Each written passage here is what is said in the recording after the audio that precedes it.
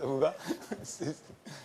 Bon, certaines sont drôles. Moi, ce que je trouve gênant, c'est que ça reflète finalement l'image qui est donnée aux garçons aujourd'hui de la virilité. C'est-à-dire ces deux neurones, ou c'est la grossièreté, ou c'est la transgression. C'est comme ça qu'aujourd'hui est présentée la virilité. Et ça, c'est problématique, effectivement, pour les garçons d'aujourd'hui, qu'il n'y ait pas justement plusieurs modèles de virilité. Et ce que je trouve problématique, c'est que je sais pas, la grammaire, l'éloquence, la poésie, que ce soit pas présenté comme des qualités viriles. Il ne faut pas exagérer, cela dit, il y a beaucoup de publicités quand même qui renforcent toujours les stéréotypes. Parce que Marie-Hélène Dossier, qu'on a peu entendu. Moi, je pige rien à votre bouquin. Parce que d'un côté, alors vous y allez, vous victimisez les garçons, il y a une espèce de backlash clairement masculiniste. Vous utilisez le terme de parité pour dire attention maintenant, coup de balancier, on va faire la parité dans l'autre sens. C'est normal.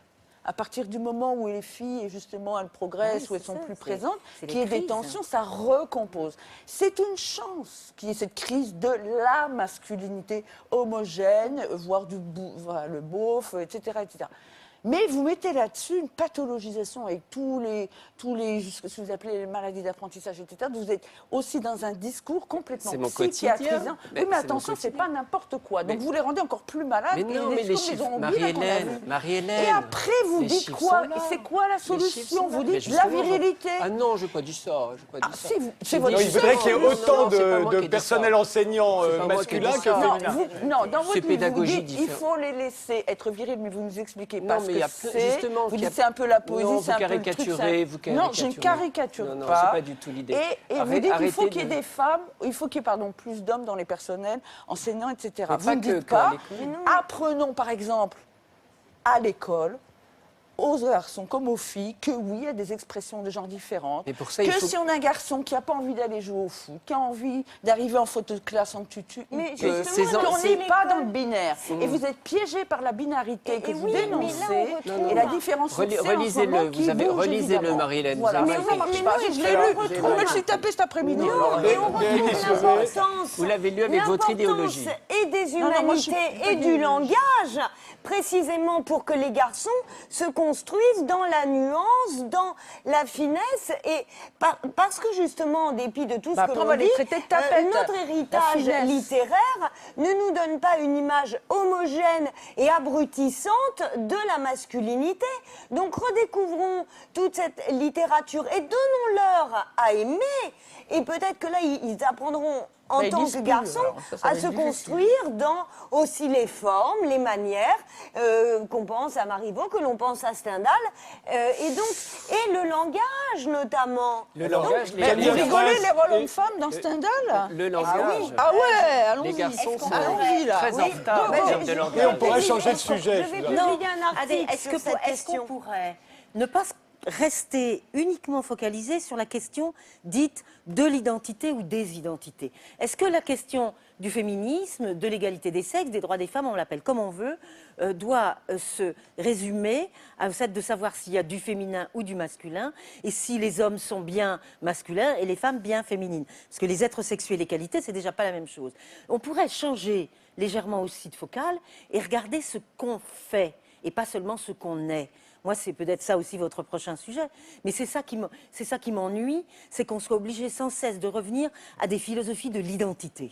Alors, Camille Froidevaux-Métry, qu'on n'a pas entendu depuis un moment. Oui, je me dis depuis tout à l'heure que tout ce dont nous parlons sur ce thème-là précisément illustre assez bien le moment un peu de vertige dans lequel nous sommes aujourd'hui. Je parlais de convergence des genres aujourd'hui. Les positions de chacun du point de vue de l'incarnation sexuée qui est notre lot à tous sont en train d'évoluer dans des proportions qui nous dépassent. Il y a de quoi effectivement être pris de vertige, voire de panique. Je crois que toutes ces interrogations que nous partageons signalent qu'il se passe vraiment quelque chose de l'ordre de la mutation anthropologique. Mais pas sûr. Une chose, on parle là garçon-fille. Ce que je voudrais dire à l'école, c'est que sortir de l'indifférenciation, c'est aussi présenter la diversité des garçons et la diversité des filles. Moi, quand je forme les enseignants, je leur dis attention, le garçon qui est à l'écart du groupe garçon et qui va être rejeté par l'autre, la fille qui est à l'écart du groupe filles, soyez attentifs parce que c'est y compris dans ces jeunes qui se cherchent une identité entre les deux qu'on a le plus de taux de suicide. Donc, parlons des filles, parlons des garçons, c'est la pluralité des identités qui est extrêmement importante. Ne remplaçons pas l'indifférenciation élève par exclusivement Donc vous les avez garçons tous envie et de les parler filles. des genres, donc Éric Massé. Bon, alors pourquoi les garçons aujourd'hui ne sont pas féministes? Pour une raison très simple, c'est que le féminisme les a libérés du virilisme. Ils n'ont plus besoin de faire des performances sociales, culturelles, de virilité, de masculinité, etc. Donc, et pourtant, ils continuent à bénéficier des privilèges de la masculinité. Donc c'est vachement bien. Ils peuvent être cool. Et qu'est-ce qui définit le masculin aujourd'hui? En fait, ils se sont débarrassés de tous les clichés virilistes, etc. Qu'est-ce qui leur reste? Et ce à quoi ils tiennent absolument, c'est ils sont dotés d'un égocentrisme légitime dès le plus jeune âge. On leur dit, au fond, Coco, c'est bon, vas-y, fais tes trucs. Fais tes trucs. Voilà. Mais ils dépendent du désir des femmes. Pas du tout, ils dépendent de rien du tout. Au contraire, l'égocentrisme, c'est ça. Ils font des trucs, quels que soient les trucs, et ils ne veulent pas qu'on les fasse chier.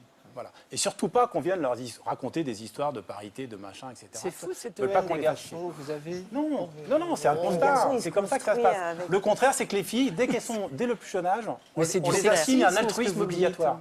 Elles sont en permanence saisies par des relations, des jugements, etc. Donc tout ça, et même sans aucune volonté d'inégalité. C'est ça le drame, c'est que tout le monde est persuadé qu'on traite les gens de la même manière, les enfants de la même manière, et en fait on crée une masculinité qui n'a plus besoin des oripeaux du virilisme, et on crée une féminité qui s'englue dans cette nécessité du relationnel, etc.